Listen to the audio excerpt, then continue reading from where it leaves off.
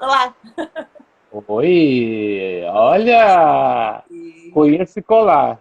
Pois Hum, é. hum, Você acha que eu não ia hum. colocar um colar seu? Claro, né? Ah, adorei, adorei. Pronto, Tá me ouvindo bem? colar. Ah, então tá. Eu tava falando agora há pouco eu entrei um pouquinho, uns minutinhos antes, Tá. e tava falando que ontem fiz uma live com uma pessoa muito bacana, que foi a Rosana Monteiro, que ela falou sobre os novos 60. E eu perguntei para ela, tal, sobre o cenário, o que ela achava, tal, né, com uma pessoa que trabalha com criatividade e tal. Uhum.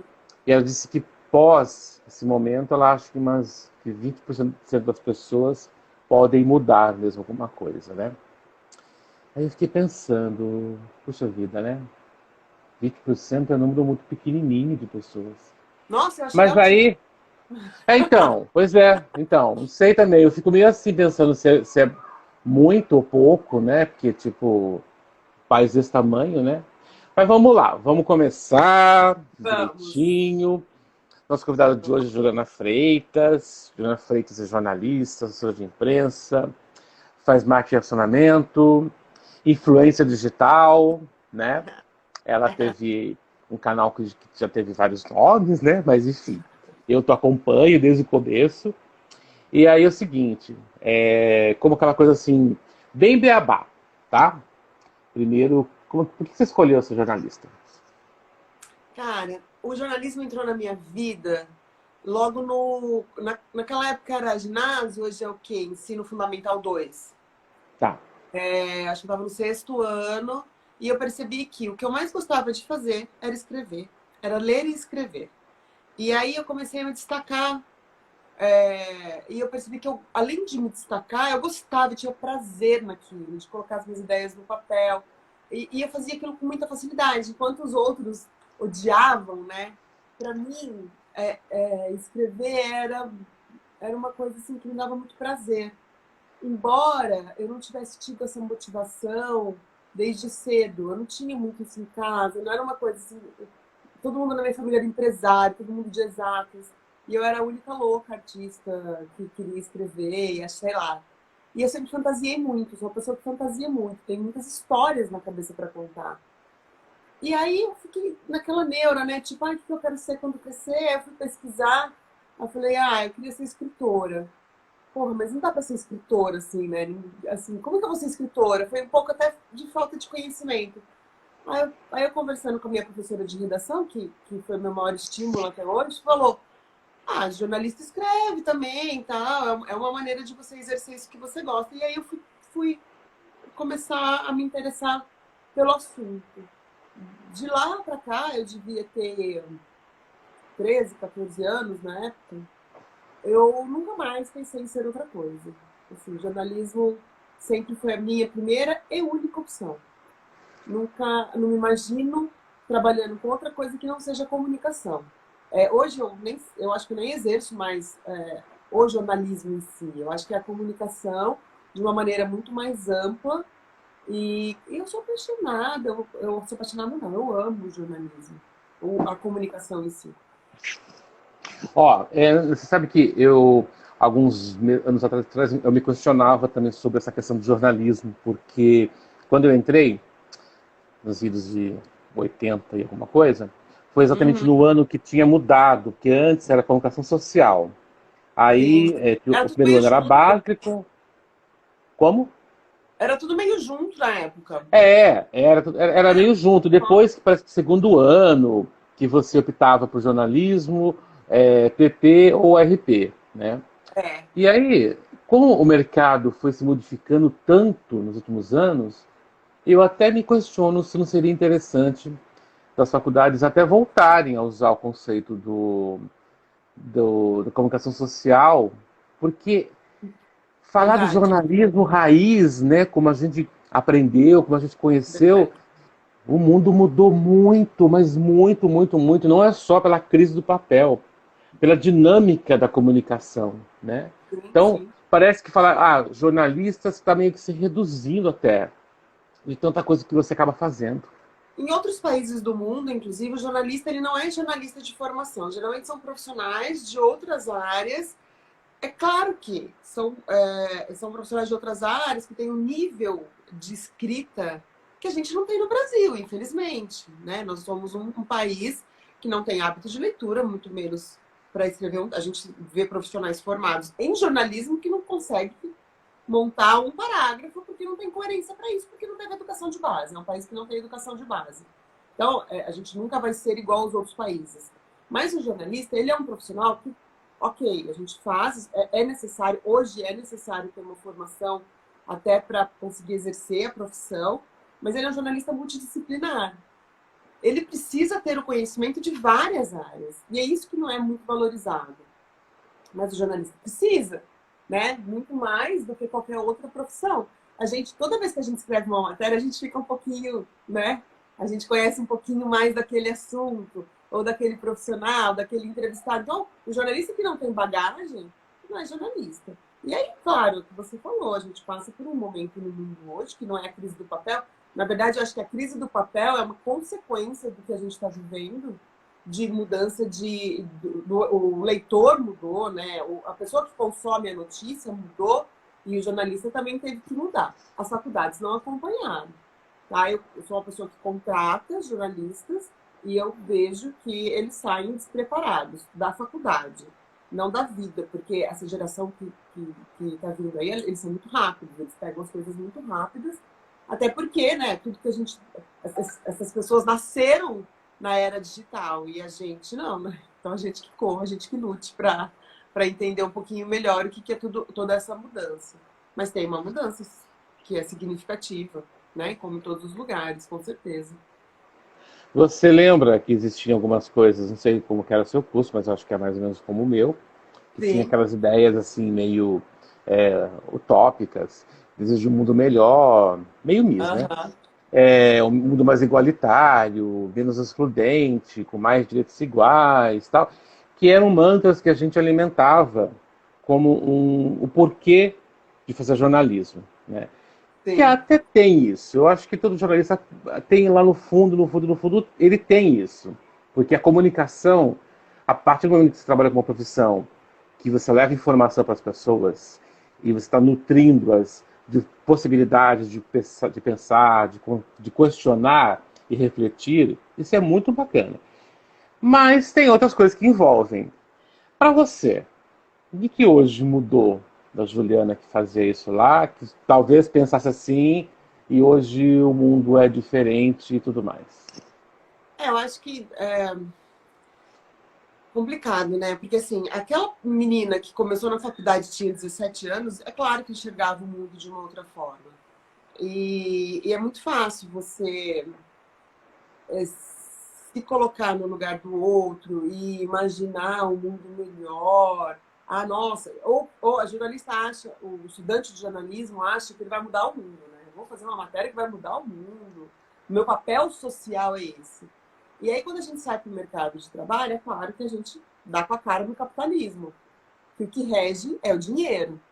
Então, independentemente de onde um jornalista trabalhe hoje, ele está ali prestando serviços para o interesse do dono daquele lugar.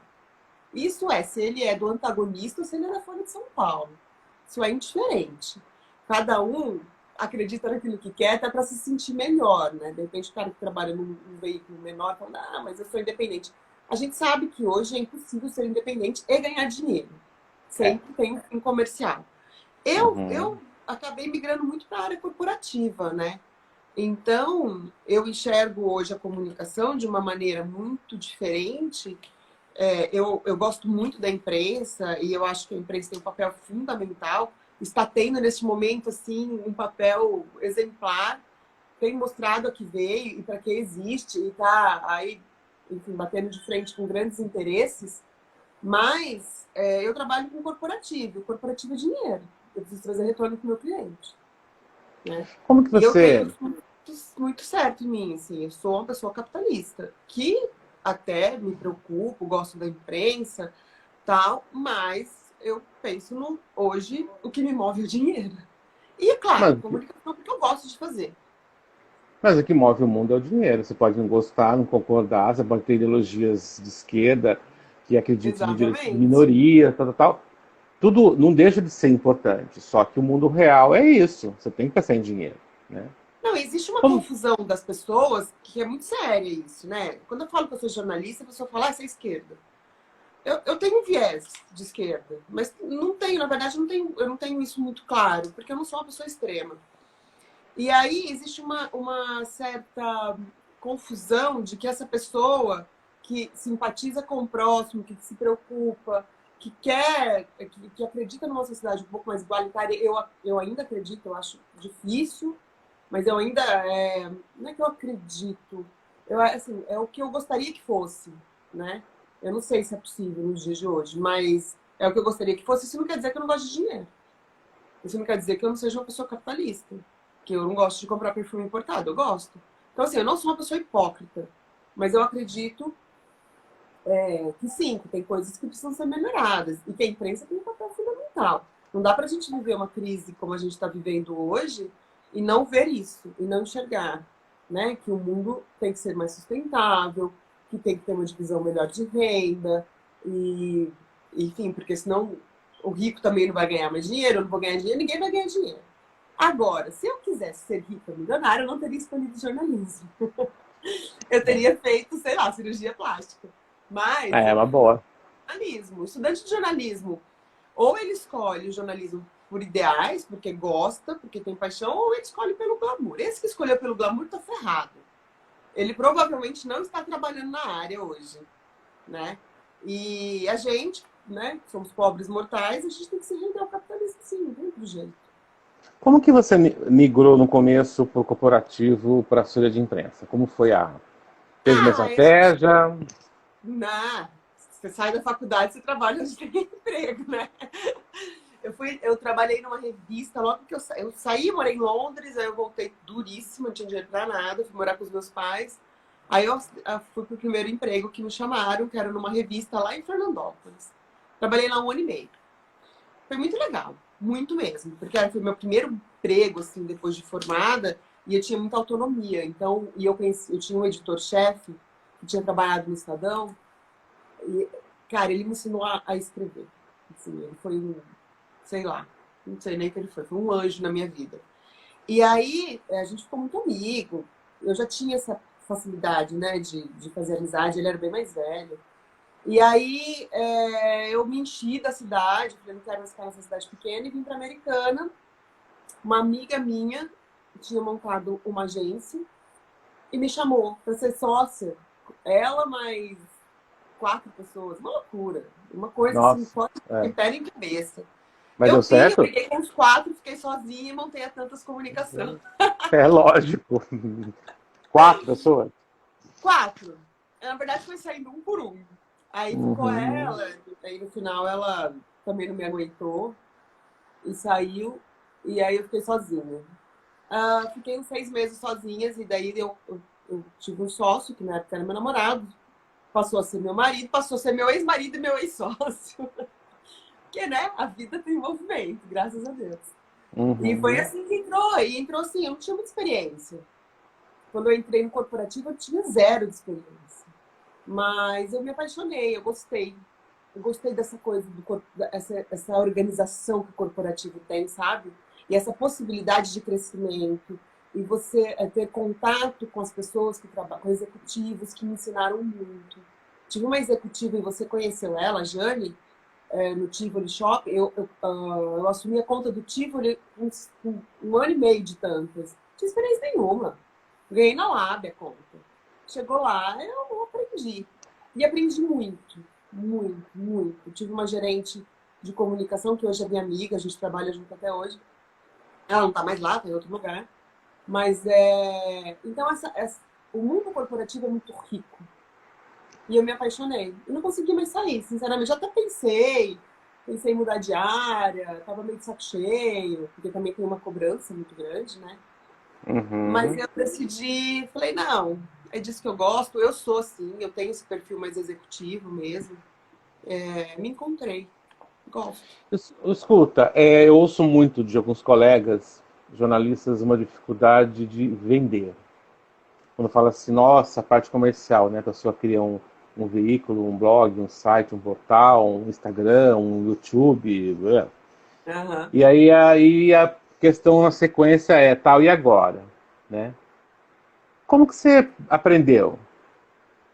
Não, eu aprendi batendo na porta das pessoas, sabe? Sou muito cara de pau. Assim, no começo não foi fácil, porque é difícil você se vender, né? Eu acho mais fácil se eu tiver que vender uma blusa, eu vendo super bem. Eu sempre tive um pouquinho de tino comercial que eu herdei da minha família. Né? Meu pai é empresário, há anos, minha irmã tem um tino comercial maravilhoso. Mas eu não tinha, né? Porque eu era artistinha, lembra? Então eu era meio bobinha, né? O jornalista tem disso. Ai, nossa, meu texto não vale. Ah, isso aqui, você vai pagar. Sabe, o jornalista é um apego. E aí, só que aí a água bate na bunda, né, Marcelo? A gente tem que ganhar dinheiro. E aí eu comecei a vender. Eu vendo muito bem, modéstia à parte. Porque eu vendo o que eu sei fazer. Então, quando eu vou num cliente hoje, eu faço isso com muita propriedade. Eu não tenho vergonha de vender mais, porque eu sei do resultado. No começo eu tinha medo. Mas aí a gente foi abrindo umas portas, eu tive muita ajuda do meu ex-sócio nesse sentido, porque ele também é bastante carudo. Ele não tem a mesma lábia que eu tenho, porque acho que ele não está tanto tempo na produção igual eu faço, mas ele é muito assim de fazer relacionamento fácil. Então ele foi abrindo as portas e eu fui entrando. E foi assim que foi acontecendo. Eu acho que não tem uma receita, sabe? Eu acho que cada um tem que encontrar em você como fazer. Algumas pessoas batem na porta, outras pessoas participam de grupos de network. Eu, particularmente, é até uma falha minha, não tenho saco nenhum para isso.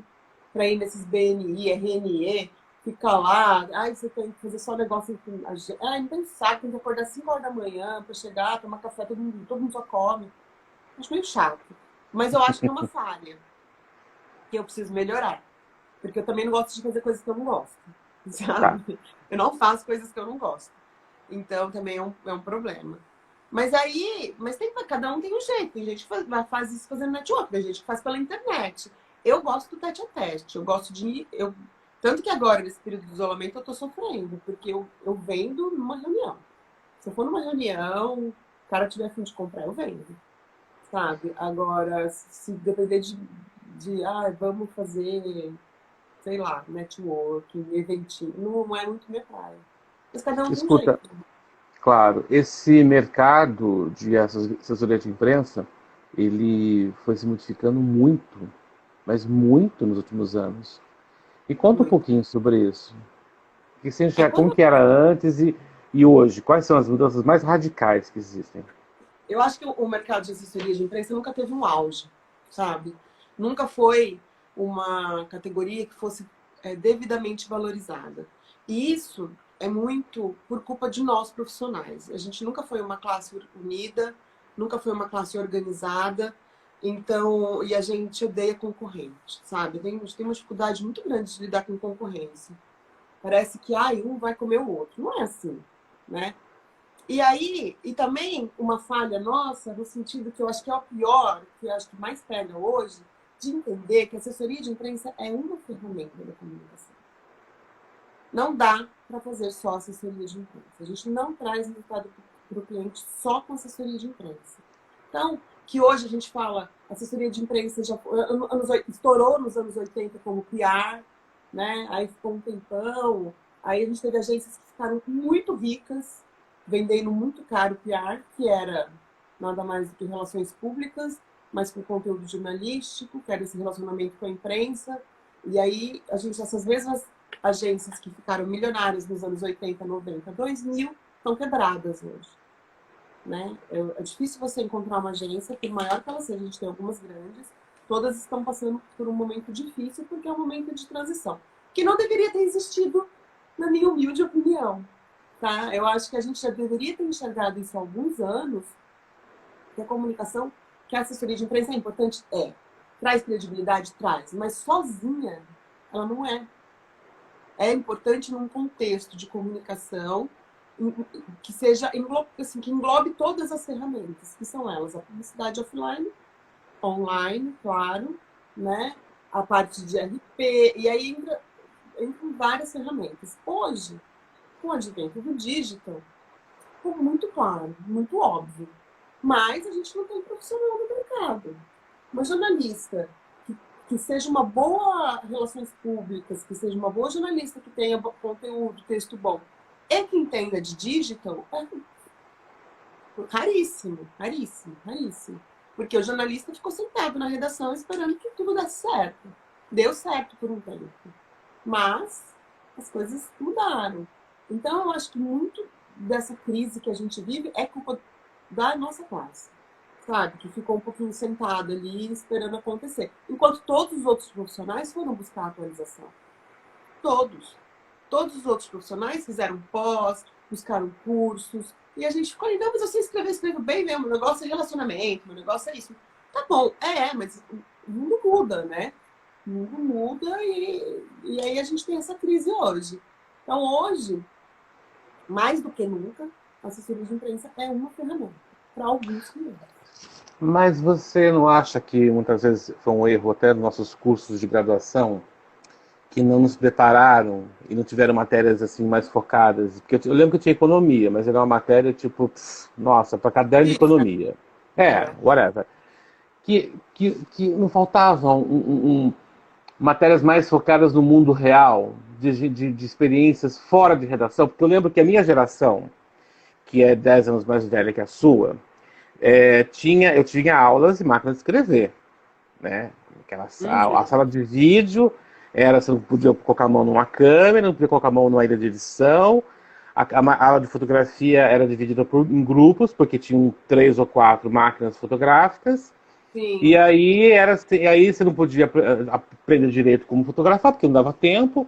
Você não podia pegar numa câmera, porque na função do jornalista não é pegar na câmera, não é aprender a ser cinegrafista, que é um erro, porque hoje em dia os repórteres, cinegrafistas são jornalistas, são formados também, né? Eles fazem tudo. Hoje o Tudo! profissional que está na redação, Edita ele faz tudo. rádio, ele faz web TV, ele faz tudo, tudo. Pois é. E a gente só aprendeu a escrever. A minha Então, geração aprendeu a escrever. E olha lá. isso não é um erro? Aí você erro. vê, assim, eu lembro o seguinte, ó, a gente já tem uma década e pouco de blogueiros que viraram influencers e tal. E eu me lembro que no começo, assim, desse boom, era muito comum todos os colegas de redação, todos,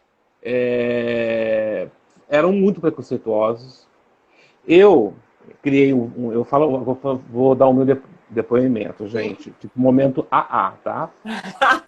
Eu tive uma trajetória nesse mercado bem diferente. Eu nunca trabalhei em redação, tá? Eu foquei minha vida por situações diversas no mercado de publicidade, tornando-me produtor. Depois foquei em moda, mesmo sendo formado em jornalismo, tal. E depois jornalismo foi entrando há uns 13 anos por um acaso, e aí ficou, enfim.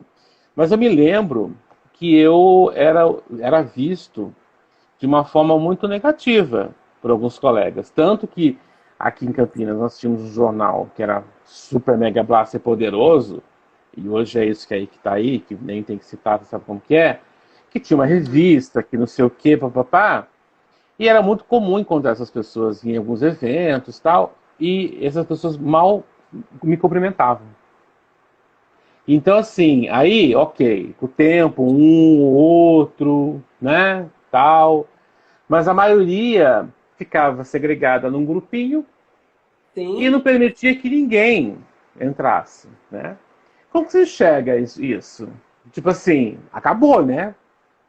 Aí acabou tanto uma coisa. O jornalismo deixou de ser glamuroso há muito tempo, né? Há muito tempo.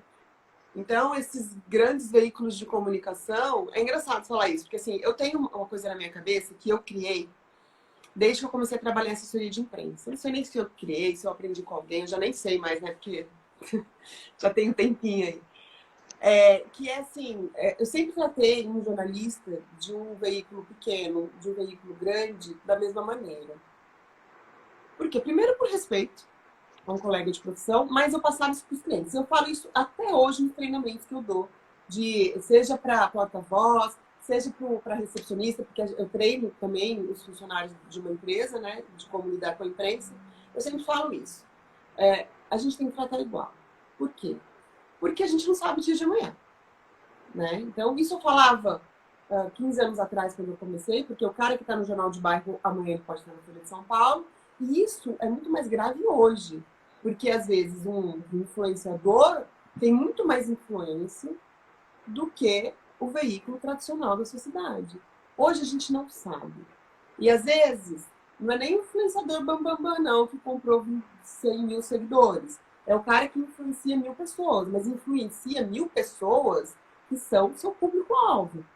Né? Então, eu tenho aqui em Americana, eu trabalho para um escritório de arquitetura, um cliente X, que é, sei lá, conhecidíssimo na cidade, mas tem 1000 seguidores. Mas ele é o cara, entendeu? Ele é conhecido, a sociedade e tal. Ele também tem uma profissão bacana. Esse cara fala mal de mim. Esse cara acabou comigo. Se sair na Folha de São Paulo, ninguém vai ver. Mas se sair na rede social de um cara desse, muita influência que o cara tem. Então, assim, é difícil hoje trabalhar com comunicação justamente por isso, porque a gente tem que analisar caso a caso.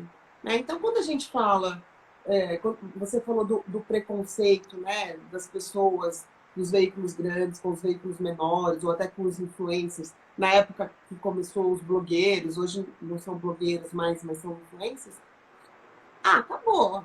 Acabou, até meio que inverteu aí, né? Eu tenho muito cliente que prefere trabalhar com influência do que com a imprensa tradicional. Eu gosto de avaliar caso a caso. Né? Eu acho que cada caso, cada evento tem o seu público. Eu gosto muito ainda de quem trabalha na imprensa tradicional ou de quem está há muito tempo no mercado, porque isso traz credibilidade.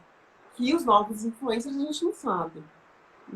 Porque tudo você tem que avaliar quando você trabalha com imagem, né? Tipo, o cara tem 100 mil seguidores, mas o cara bebe, o cara usa droga na frente de todo mundo, o cara vive dando PT, o cara é homofóbico, o cara é misógino. Adianta ele ter 100 mil seguidores? Não adianta. Não. Tudo isso precisa ser avaliado. E você perguntou lá no começo da grade, né, de jornalismo. Super defasada. Eu acho que a grade de jornalismo sempre foi defasada, desde a época que eu estudei. Né? É importante? É um curso vago, como muita gente fala? Eu não acredito. Eu acho que eu aprendi muito, aproveitei muito do meu curso, porque tudo, como eu falei, né, o jornalismo é bagagem, então tudo que você aprende acaba ficando de bagagem, mas é defasado. Por quê? Quem está lá? Então, os profissionais que estão hoje nas faculdades são jornalistas. Muitos deles que estão fora da prática há 20 anos. Sabe? Há 20 anos. Aí os caras colocam amigos para dar aula de assessoria de imprensa, um cara que nunca fez assessoria de imprensa. Mas vejo.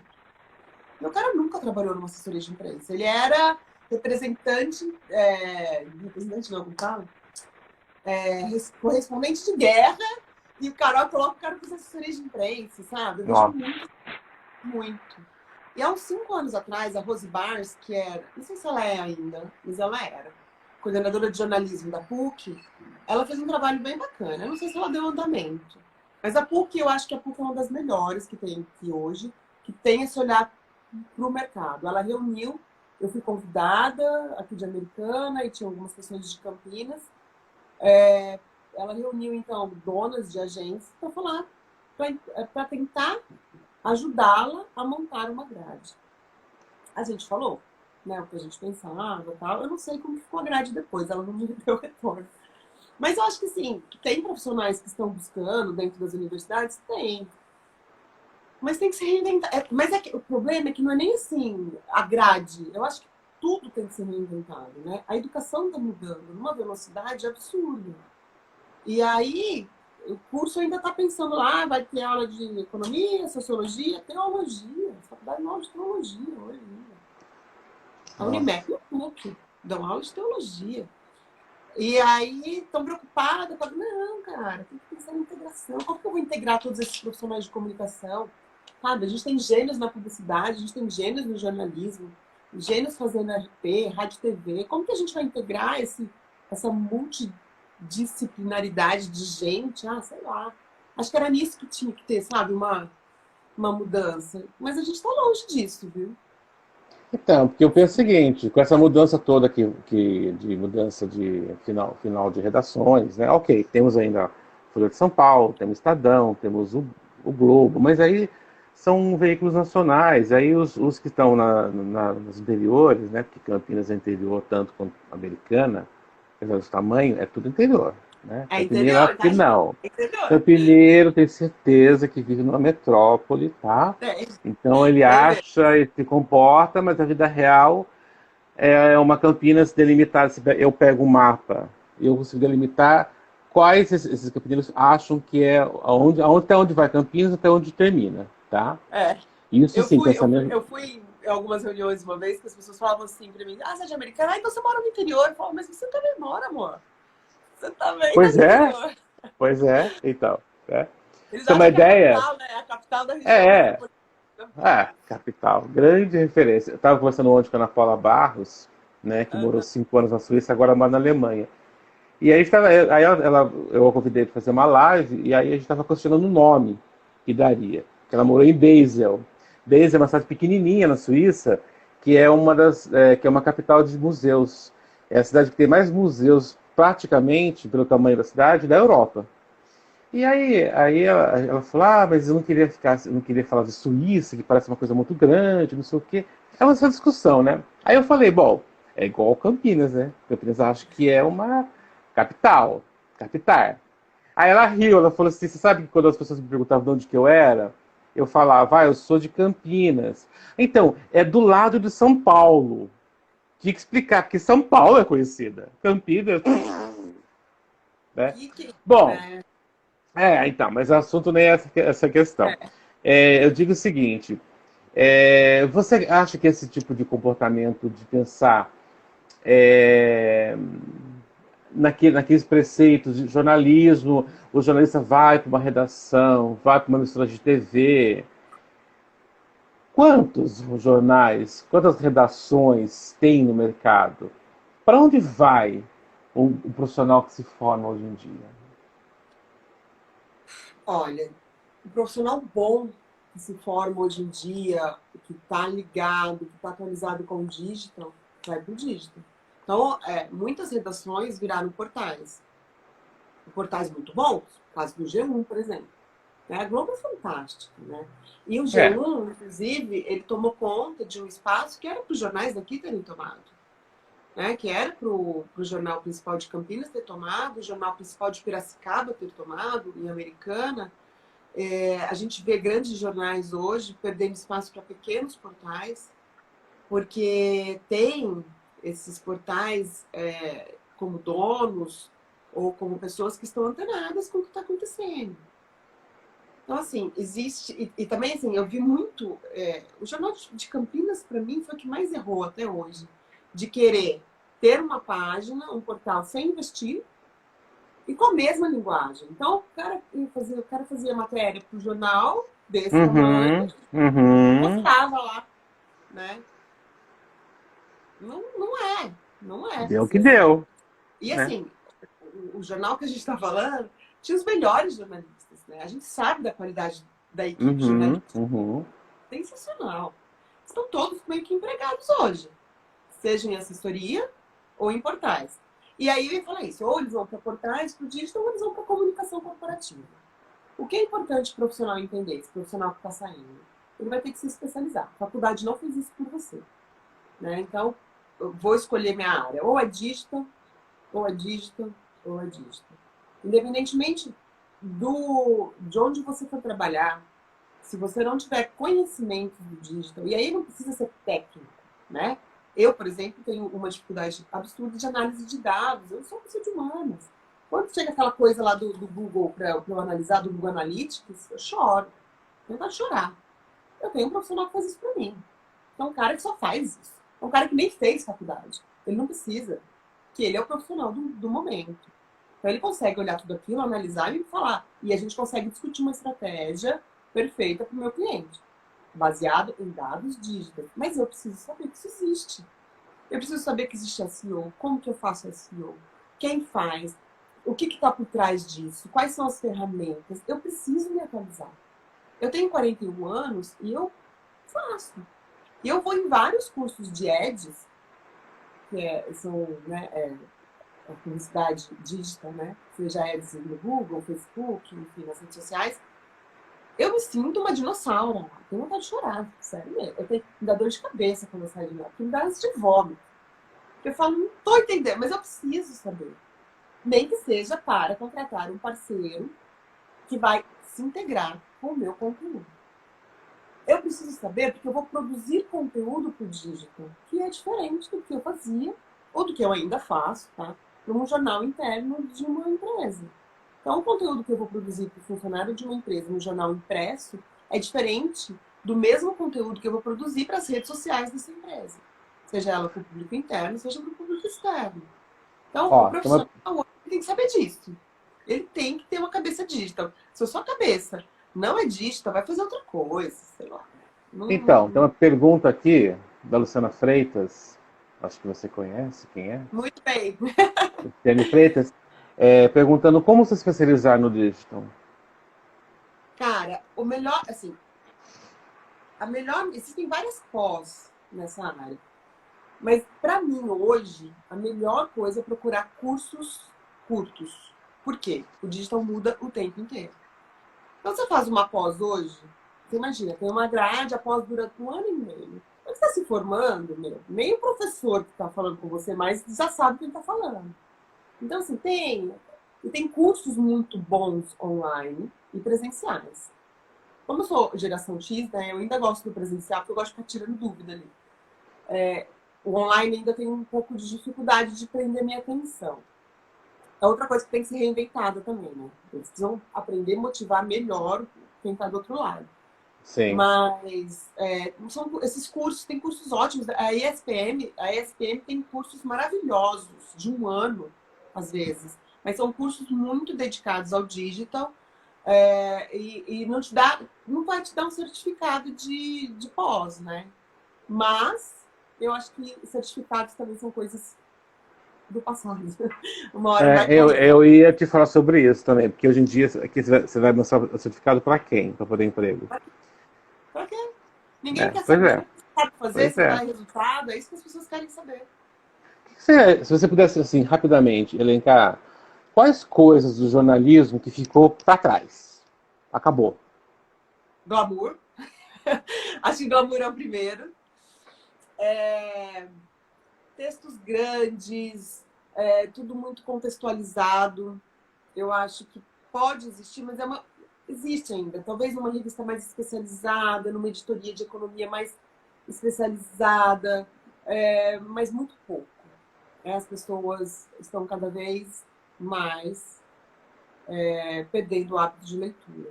Então, assim, quanto mais você conseguir... Não é que você não vai contextualizar, você vai, mas você vai fazer isso de uma maneira mais sintética, mais direta. Acho que, deixa eu pensar, aquela vida boêmia, não dá mais, cara. Não tem mais. Sabe, não dá. A gente tá vivendo num mundo mega rápido. Você fica perdendo tempo tomando...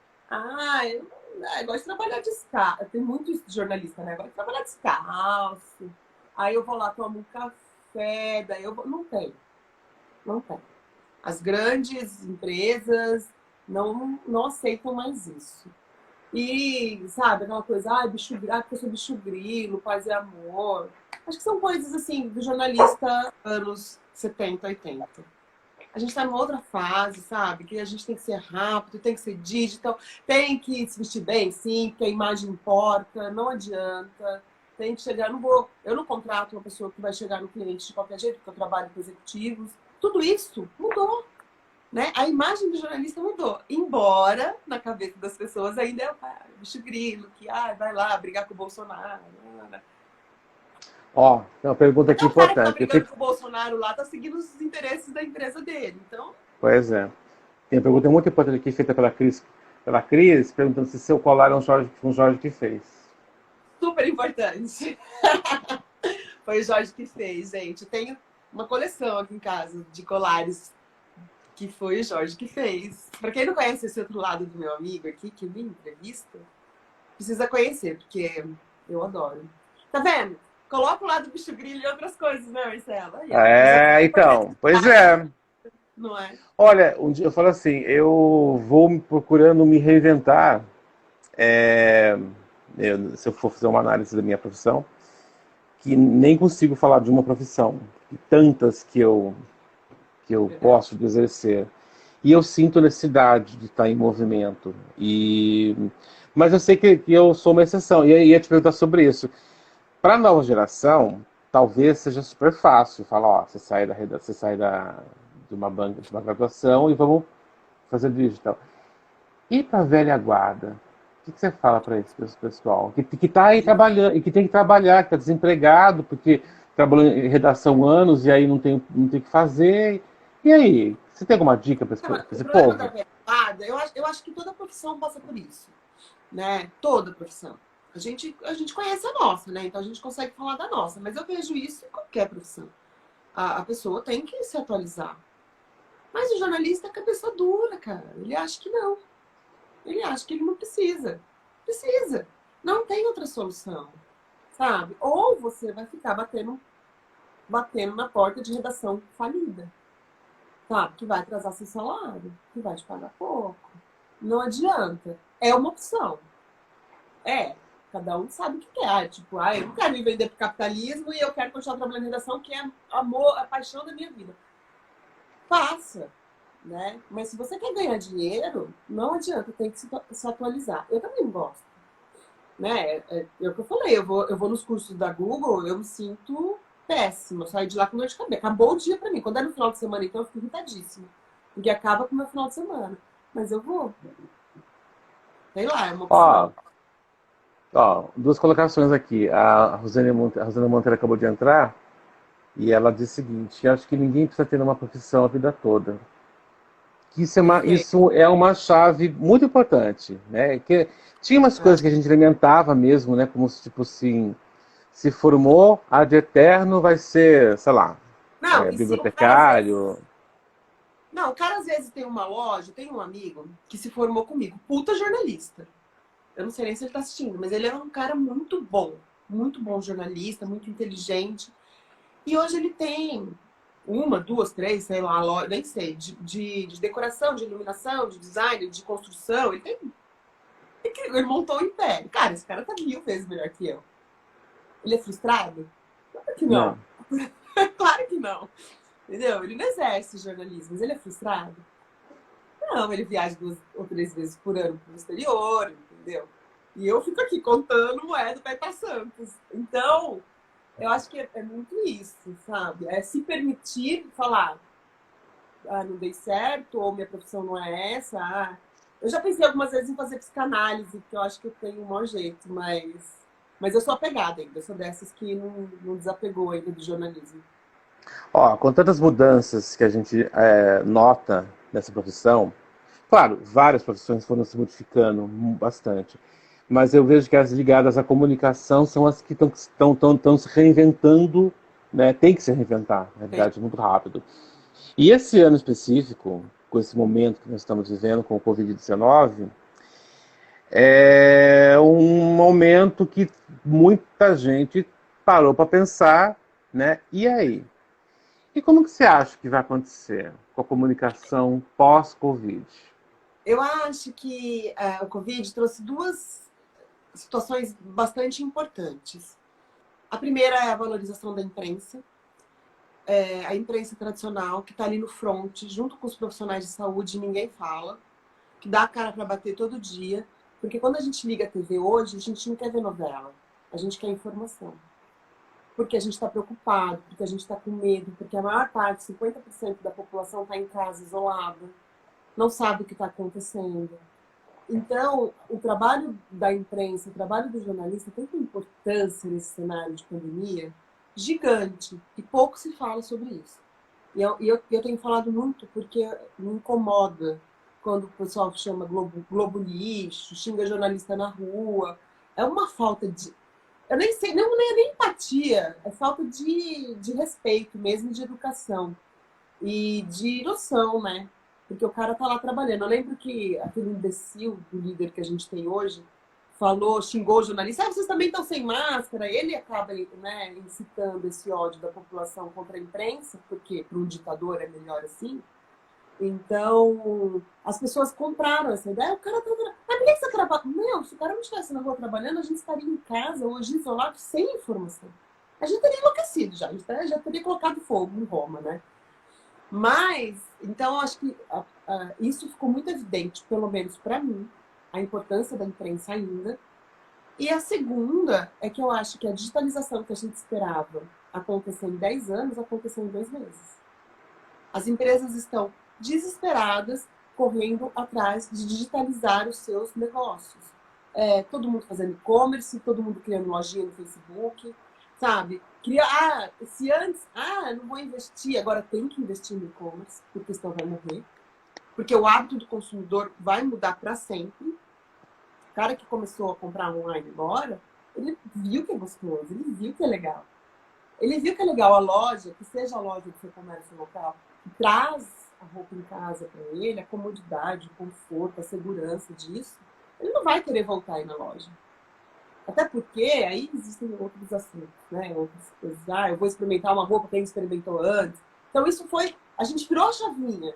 A gente tem medo agora de tudo, né? Então, o comerciante, o industrial, a pessoa que gera os negócios do nosso país, ela mudou. Ela teve que correr atrás. Aquele investimento que ela ainda pensava assim, meu concorrente não faz, também não vou fazer, acabou. Ele vai ter que investir no e-commerce, porque a venda online é uma realidade muito forte. E ele vai parar de ficar pensando, né? Vou deixar para depois. Não dá para deixar para depois. Se você deixar para depois, daqui 2 meses, quando o comércio reabrir, você quebrou. Acabou o seu dinheiro. É agora. É fazer bem feito, e até porque a gente também sabe que um e-commerce mal feito não funciona, uma comunicação em rede social feita pelo seu sobrinho não funciona, é dinheiro jogado fora. Se não tiver estratégia, se não tiver integrado, se não tiver um bom investimento, já era, não funciona. Escuta, você acredita que a partir do momento que o governo do estado fala, ó, então tá, vamos estar liberado, vamos voltar devagarinho, aos poucos tal. Você acha que vai rolar, tipo, gente que acha que tá tudo voltando normal? Ou você acha que alguma coisa vai mudar nisso? Porque assim, eu te pergunto porque no começo da quarentena, eu me lembro que eu comecei a perceber que o meio ambiente estava cada vez mais limpo, com menos poluição, os rios estavam cada vez mais limpos, mais clarinhos, tal, aves voltando, até aquelas imagens meio paradisíacas de filme de fantasia começaram a acontecer e serem reais, né? Uhum. Aí, conforme o tempo foi passando, e eu fui ouvindo algumas pessoas, eu já não sei não. Tipo, se vai ser, né? Tipo, ó, então tá. Mudou. Nossa, mudei. Fiquei em casa, tive uma iluminação divina, né? Tava lavando louça lá, passou assim, veio, chegou, ficou. Agora eu sou vegano, eu vou reciclar todo o meu lixo, que o mundo realmente viu que isso funciona. E aí? Você acha que realmente isso Não, pode acontecer? acho que a gente não tem base para isso. A gente não foi criado com essa educação toda e não adianta, não é da noite pro dia que isso acontece. Acho que, como eu disse, acho que alguns hábitos vão mudar. Mas não porque eu estou preocupado com o ambiente ou porque eu estou preocupado com o próximo. Essa história de empatia é só mais uma frase, mais uma palavra que inventaram, como inventaram gratidão há algum tempo atrás, agora é a tal da empatia. Ninguém sabe exatamente o que acontece, o que é empatia, ninguém sabe, só fala, só reproduz, né? Eu acredito numa mudança mais egoísta, das pessoas enxergarem o que é melhor para elas. Então, por exemplo, eu fiquei mais em casa e economizei. Eu economizei um monte de coisa. Talvez eu reveja o meu consumo, não porque eu estou preocupada com o meio ambiente, mas porque eu estou preocupada com o meu bolso. Eu vou comprar mais online porque eu vi que é mais confortável. Então, algumas coisas, porque a gente teve que parar e a gente teve que se adaptar e conhecer serviços que são muito cômodos. Mas eu não acredito numa mudança do ser humano. Eu vejo o ser humano cada vez mais egoísta, sinceramente. Eu vejo, talvez um pouco mais consciente de algumas coisas, porque a gente hoje tem mais conhecimento, mas não sei se eu acredito que até porque historicamente a gente vê que as grandes guerras mudaram nações, né? No caso do Japão, de vários lugares. Mas por que mudaram? Porque foi melhor para eles, né? Então eles se reconstruíram, mudaram hábitos, porque eles viram, enxergaram para eles um ganho. E isso vai acontecer. Eu acho que isso pode acontecer. O consumo vai mudar, as pessoas perceberam que não precisam consumir tanto, de maneira, como é que fala? Não qualitativa. Não preciso de tanta coisa, mas eu preciso de coisas de mais qualidade. Talvez isso mude, mas no sentido de se preservar, de ter o melhor para a família dele. As pessoas estão preocupadas com a própria família, né? Com ele e com a família, no máximo. No máximo com a família. Infelizmente, eu acho muito romantizado, sabe? Essa história de que quando acabar a pandemia, a gente vai sair abraçando todo mundo, porque tava morrendo de saudade. Não vai, eu vou continuar abraçando quem eu quero, não vou ficar abraçando qualquer um. Porque é natural do ser humano. É muito romântico tudo isso, né? E é bacana de falar, né? Socialmente falando, é interessante de falar, nossa, ó, a pessoa ela teve um toque divino iluminado e ela, né, os 2 meses em casa. Só um comentário rapidinho para você sobre o que você falou, que eu penso o seguinte, que eu já ouvi isso e acho interessante da gente ponderar uma coisa. Os países se modificaram depois de guerras, porque as guerras duraram muitos anos, né? É verdade. Então, o tempo foi muito importante, né? A Primeira Guerra, a Segunda Guerra, 5 anos. Então, assim, não é 2, 3 meses de uma pandemia que teve gente, uma boa parte que acredita, se protegeu, mas teve muita gente que, tipo assim, meu, continua porque aqui, especialmente, que você citou, nós temos um presidente que ele é esse perfil. Para ele não existe uma gripezinha, tipo, ai, daí não é comigo. Então, só que tem uma coisa que por pior que seja, né, não é nem tentando passar pano, não. Ele está reproduzindo o pensamento de muita gente. Eu não acho que só que fazem, eu vou fazer porque ele fez. Não, porque tem muita gente que pensa como ele, que se comportou, porque inclusive quando votou, muitas vezes nem tinha acesso à internet, à fake news, à construção de mito. Não, votou porque acredita, porque tem o pensamento reducionista em relação à vida, como ele. Nós temos. É mais ou menos como quando o Trump venceu. Eu me lembro que foi aquela perplexidade total. Eu dormi um dia, amanhã vai ser aquilo, e no dia acordou, não era. Todo mundo levou um choque. E aí, entre as análises que foram feitas depois, teve uma que é super importante. Esqueceram um tipo de americano que estava lá, no meio dos Estados Unidos, aquele bem conservador, com aquele perfil bem caipira e que o cinema americano nunca mostra, ou as séries eventualmente mostram aqui, mas não mostra normalmente, foi esse que votou nele. Né? E aqui no Brasil, né, por pior que seja, teve o voto dos contra tal, mas teve gente que votou nele porque pensa assim como ele. Sim. E esse pensamento, a falta de empatia, a falta de preocupação com o outro, a falta de focar. Ok, a gente sabe que a crise financeira é gigantesca. Esse número de pessoas que se inscreveram no cadastro de auxílio emergencial e estão lá nas filas tentando ainda se cadastrar é gigantesco. Parece que a gente tá vendo agora um Brasil que a gente parece que não conhecia. A gente vê os casos lá em Manaus, as imagens daquelas valas. Parece que a gente está vendo um filme que se passa em alguns países da África.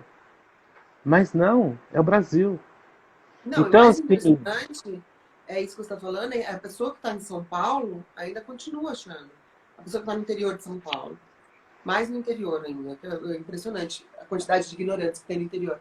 Mas o cara que está vendo o negócio em Manaus fala, mas é porque é em Manaus. É como se Manaus não fosse Brasil. Oi, então. Pois é. Exatamente. Pois é bem tenso. Isso que você falou, na verdade, não é à toa que Trump ganhou nos Estados Unidos, que Bolsonaro ganhou aqui, porque existe uma identificação muito forte. Tanto um quanto o outro, na minha opinião, que é leiga do assunto, foi montado, tanto quanto foi montado para ganhar a eleição. Com base, né, vamos eleger o idiota que fala mais idiotices, com base no perfil do eleitor. E toda a campanha foi feita com base nisso. Então, assim, na verdade, não é o público dele que reproduz o que ele diz. Ele fala para esse público. Ele fala o que essa pessoa quer ouvir. Porque, infelizmente, é o pensamento deles. E é isso que é assustador, né? Mais assustador do que isso são as pessoas que não são, que a gente chama de gado, né? Não são essas pessoas, mas que acabaram acreditando no cara. Porque, sei lá, por uma outra... Estão ainda acreditando? O que é... Oi, travou? Oi, travou, voltou. Então, ainda acreditando que, assim, a cada dia, a cada nova idiotice que é falada, aí a pessoa, ela não tem argumento nas redes sociais, ela fala assim, gente, mas tem que ver o lado que o vírus realmente está prejudicando a economia do país. Oi? A economia do mundo está prejudicada. A China, o mundo inteiro parou. Acorda, não é aqui, não é Brasil, não é São Paulo, Minas. E não tem um culpado, existe um culpado, que é o vírus.